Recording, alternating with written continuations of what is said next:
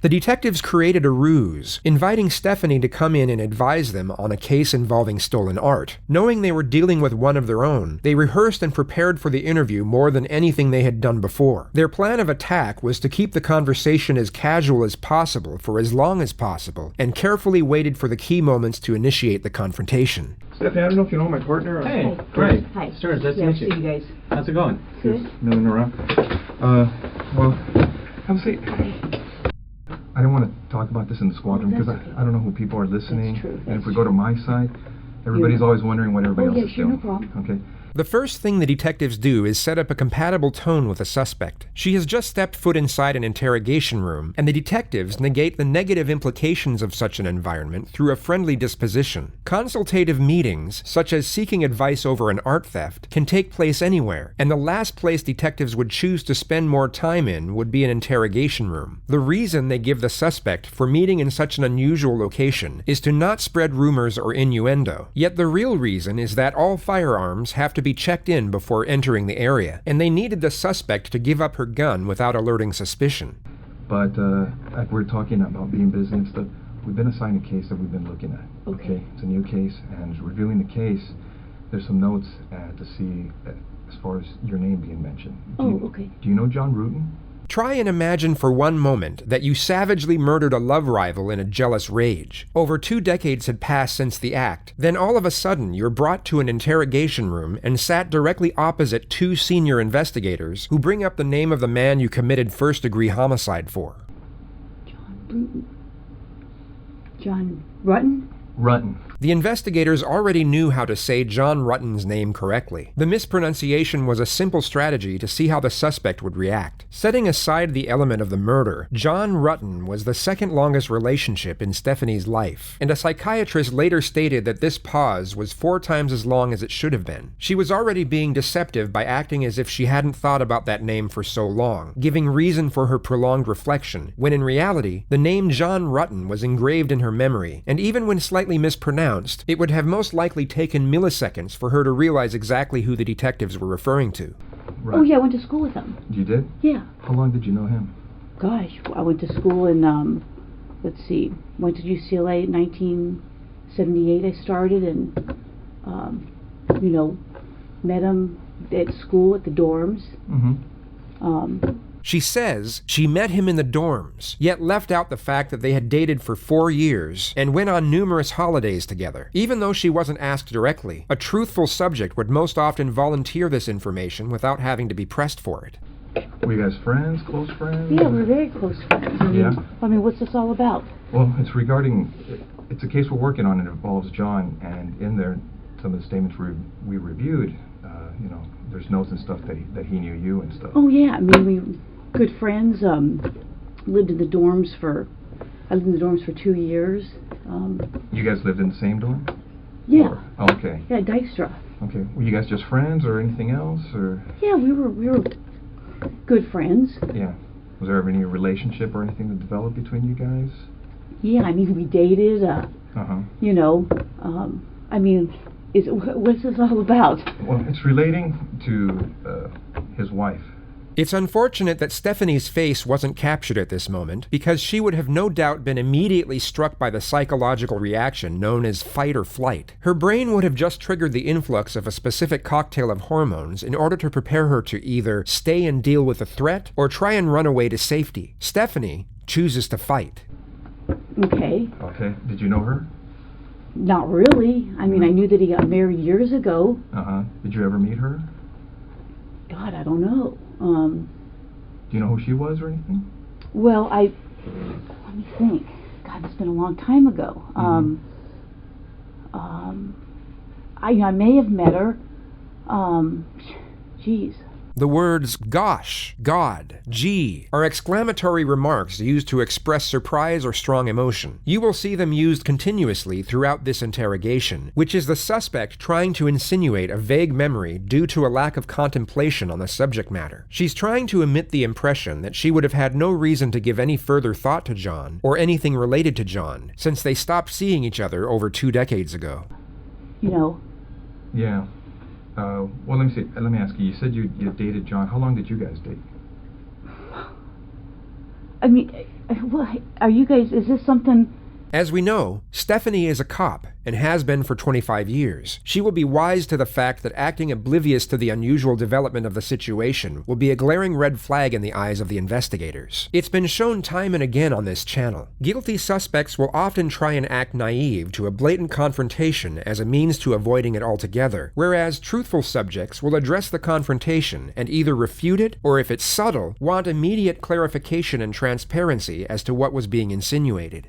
I mean, you said I was going to interview somebody about art and how Well, you guys are... Here's I mean... Stephanie, here's the situation. It's basically, we knew that this, when we saw this in this chrono, that maybe, there was some relationship there. That's what the chrono seemed to indicate. The detective now subtly avoids the question altogether, but instead offers a deceptively reassuring response to the suspect. He makes a very sharp switch from the investigative subject matter to the previous topic of workplace rumors. He brings her focus back to the false perception of them being on her side. Stephanie had just asked what was going on, and now he essentially replies with, "We are your friends. We're doing you a favor." And we didn't want to come up to you at your desk and ask those kinds of questions or do anything. You know how up there people can see what's going on if you go into an interview room or people are in there getting supplies. Okay. I mean, so we wanted to afford you some privacy, some confidentiality to talk about this, because we thought it might be, something, you're married to someone else, obviously, and so forth, and that you may not want to, talk about these things in that setting where someone, we don't want the rumor mill or gossip or any of that kind of stuff to start. That's fine. I mean... So we did this just as a means to try and speak to you in just a confidential place where where your business isn't out there for other people in your division to know about. Whether it be shock or the total reluctance to accept the situation at hand, Stephanie warily accepts the reassuring response without further inquiry into her initial challenge. She instead falls back into her agenda of having a foggy memory with regard to the incriminating contents. God, that's been a million years ago. I mean, what year is it now? 2009? I mean, I graduated in 82. 82, yeah. We dated. I dated other guys. I'm sure he dated other girls. Well, let me ask you, roughly how long would you say you guys dated? Oh, jeez. I couldn't even say. I mean... Notice how she now goes on to over-explain things that don't require an explanation, and weren't even inquired about. It's a clear-cut indication of hyperarousal and a derivative of TMT, also known as terror management theory. The suspect will go off on unrelated tangents as means for gaining momentary relief. Going into detail about trivial things affords her a brief escape from the terrifying reality eventuating before her. This is a very common occurrence in interrogations where the suspect is facing serious charges, and psychiatrists believe it to be a subconscious coping mechanism. I started school there in 78. Mm-hmm. I started UCLA in 1978. Mm-hmm. I graduated in 82. I don't even remember what year he graduated, if it was a year or two before me. Okay. I think he was a little bit older than I was. Mm-hmm. I mean, I can't remember if he was born, let's say I'm born in 1960. I don't know if he was born in 58 or 59. I mean, I knew his parents, I knew his sister. His brother went to Northridge. Mm-hmm. His sister spent the night at my house before. Obviously, I spent the night at his house before. He probably spent the night at my house before. Well, correct me if I'm wrong, because from what you're telling me, is you guys dated while you were in college together, right? Yeah, and probably after college. I can't. Geez. Trying to think when I met my husband. I met my husband when did I meet Scott? Let's see. I was teaching DARE, because I met Scott when I was teaching DARE up in Oregon. But we had long stopped, dating before that. So you haven't talked to him for a long time? Oh, I think I haven't talked to him in a long time. I couldn't even tell you when the last time I talked to him. I met Scott, I'm thinking in 92 maybe, April of 92. It was Scott being your husband. Yeah, I'm trying to think. I was teaching DARE. Let's see, what year is this? We'll be married. I got married in 1996. I think I met Scott in 92. Prior to that, I couldn't tell you how long I had talked to John prior to that. But since you met your husband, Scott, you hadn't talked to him? I mean, he may have called me once or twice before we got married. Right. geez, I moved to Simi in 1994 because I lost my house in the earthquake. Oh, really? Quite honestly, I probably keep in contact with a few people from the dorms. We all lived on the 10th floor, and there's about 3 or 4 people I keep in contact with. There's probably like 6 or 8 of us that were all really close. Mm-hmm. And who are those people? Oh, geez, Diana Basta. The people I still keep. I haven't been in contact with her in a long time. Mm-hmm. I mean, what's this all about? I mean, well, let me ask you. The suspect challenges the detectives for the second time, and once again the question is avoided, but this time in a more confrontational manner, as the topic is maintained with no reassurance afforded. The detectives are ramping up the pressure in a very subtle yet highly effective manner. What ended the relationship between you and John? You know, it was kind of a weird relationship. I mean, we dated. I can't say that he was my boyfriend. I don't know that he would consider me his girlfriend. We dated, we did things. I played sports in college, he played basketball, his brother played basketball. We just, you know, it just didn't work out. I mean, I don't know what to tell you. It was like, I went out with other guys, saw other guys, I went on lots of vacations, you know. And once you guys split, were you guys still friends, or kind of, you know, I problems? mean, is it friendly, not friendly? No, I don't think it was not friendly. I mean, we were friendly. I know that we went to Hawaii at one point. Yeah, I mean, you know. And you were saying that it's 2009 now. Had you ever met his wife? I may have. Do you remember her name or anything, or?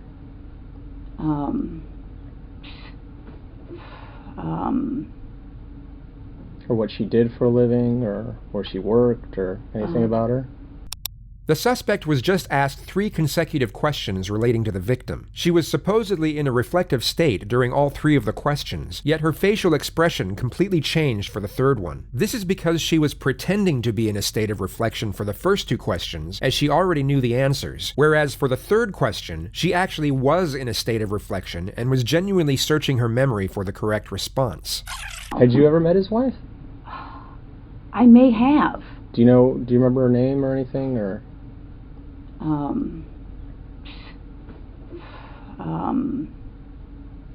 The 3rd question is about to be posed, and her focus is about to switch from pretending to be thinking to actually thinking. Or what she did for a living, or where she worked, or anything about her? Well, I think I'm going to say that I think she was a nurse. Man, I can't remember how he said he met her. Yeah, I mean, I mean, it's been so long ago. Well, let me ask you, did you go to their wedding, you know? No, I didn't go to their wedding. No, I did not go to their wedding. I couldn't even tell you what year he got married. Mm-hmm. I mean, you know, it's been a million years ago. You know, again, I mean, what, you know, I don't understand why you're talking about some guy I dated a million years ago. Well, do you know what happened to his wife? Yeah, I know she got killed. You wouldn't need to be an expert in body language to recognize the unmitigated terror emanating from the suspect's face at this moment. She had just verbalized the victim's tragic demise for the first time in most likely over 2 decades. What did you hear about that? I saw a poster at work. I'm sure I spoke to him about it. I think I spoke to another friend of his about it. And how did you first learn about that?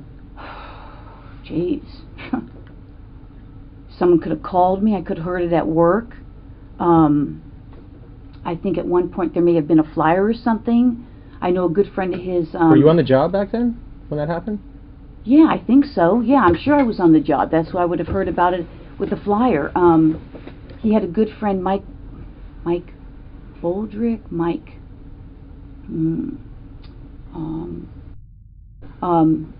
you know. But being that you were kind of used to see John, you know, was everything okay between you guys? I mean, there was never anything uncomfortable or anything between you and her?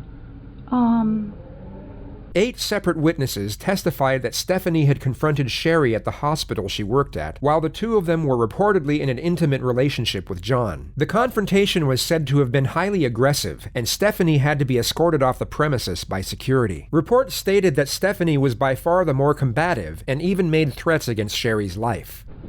You know, I don't know. I mean, it's been so many years. I mean, uncomfortable. I mean,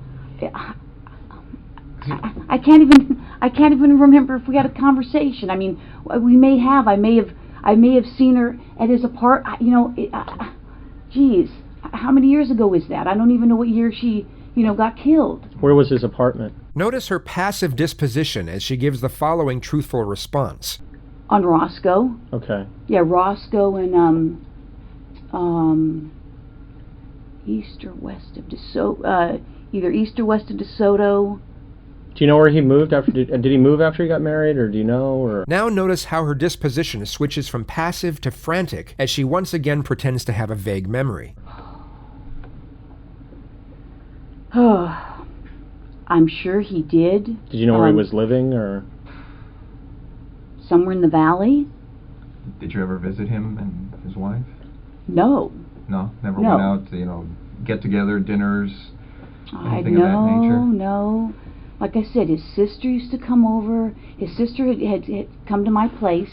I knew his brother because his brother played basketball at Northridge.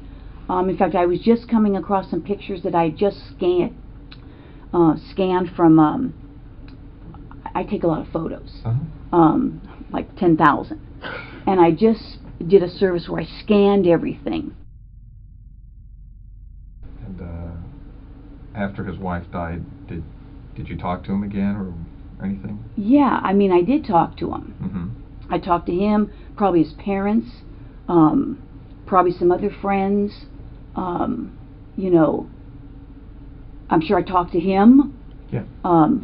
But you're not sure where he moved to after he got married? No idea. I mean, never went over to visit him, or I don't think. I don't think so. I mean, I don't know. I don't think I did. I know he lived on Roscoe for a long, long time.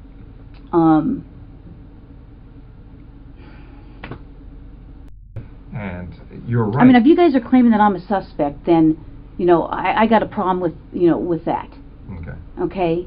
So, if you're doing this as an interrogation, you're saying, hey, I'm a suspect. Well, now I got a problem with, now you're accusing me of this? Is that what you're saying? We're trying to figure out what happened, Stephanie. Well, I'm just saying, do I need to get a lawyer if you're accusing me of this? You don't have to. I mean, I'm you're here of your own free will. I mean, no. I know, but you're not under arrest. You can walk out. You can leave whenever you like. Well, but I'm trying to give you some background of how I knew him, and now you're telling me that somebody's saying that we had this big old fight, and I don't even know what you're talking about. And I don't want to, get in trouble for something that I didn't even do, or you're saying I did something. Okay. Yeah, we understand. I mean, how would you guys like it if the tables were turned on you? I understand. No. No, that's what we're telling you. I mean, you're free to go whenever you want. If this makes you uncomfortable and you want to, now you're starting to make me uncomfortable. The thing is, detectives did what they could at that time on the crime scene.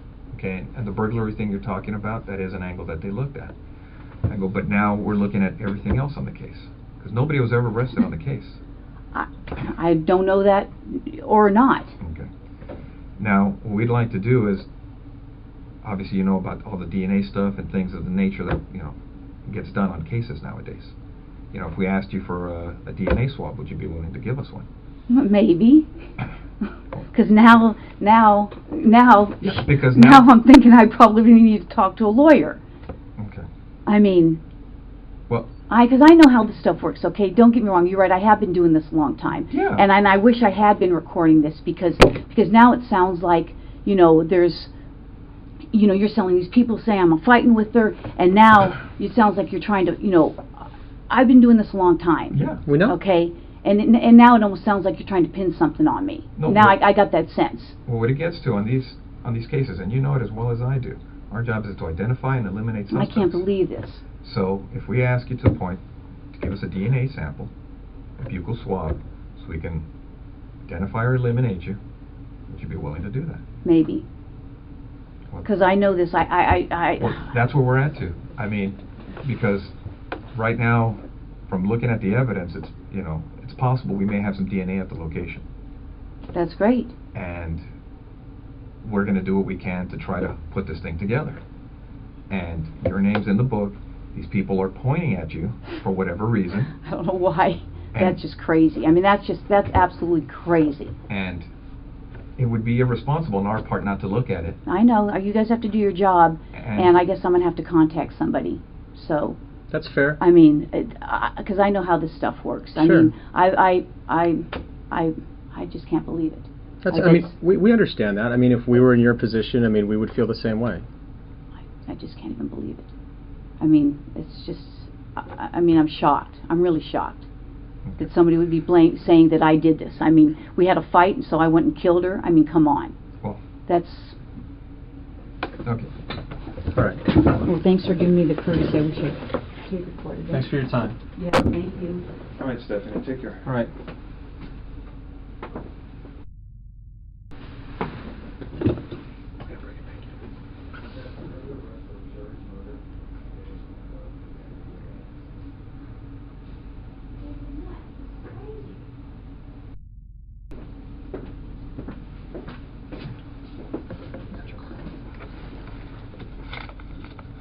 This is absolutely crazy. Have a seat, Stephanie. This is insane. Okay.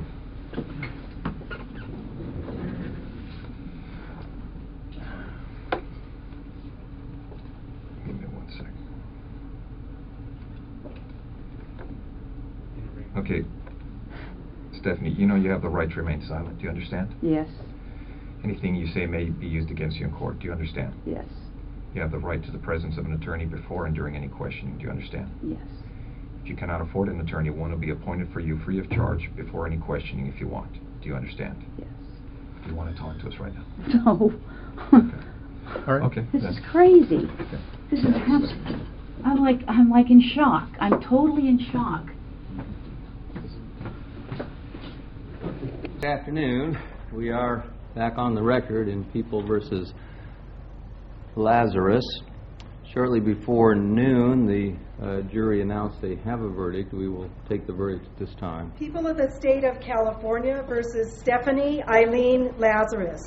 Case number BA 357423.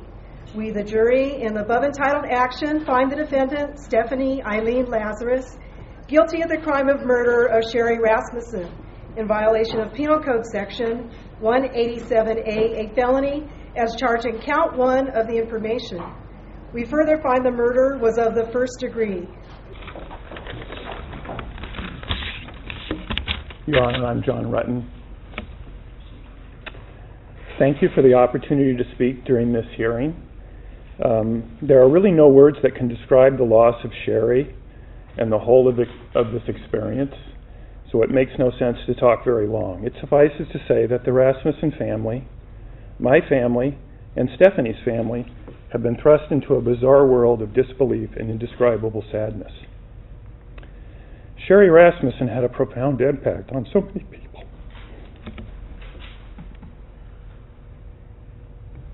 And I was proud that she agreed to be my wife.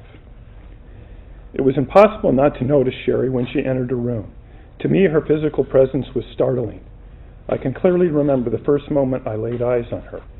Sherry Rasmussen was a physical presence, and my heart still races when I look at pictures of her. But Sherry was extraordinary, more for who she was than the way she looked. She was a hard worker, a consummate professional, a leader, a diplomat, forgiving, tough, and a kid at heart. Sherry's loss, the way she died, and the trial 25 years after her death has had a profound impact on many, many others. The effects are broad and span a generation, creating pain for those whose lives should have never been touched by this tragic event. Again, words are feeble tools for describing these impacts, but there are so many moments and so very many tears. And the fact that Sherry's death occurred because she met and married me brings me to my knees. Stephanie Lazarus was sentenced to 27 years to life for the murder of Sherry Rasmussen. She is currently being held inside the maximum security unit of the Central California Women's Facility. Any other cars that stand out in your mind?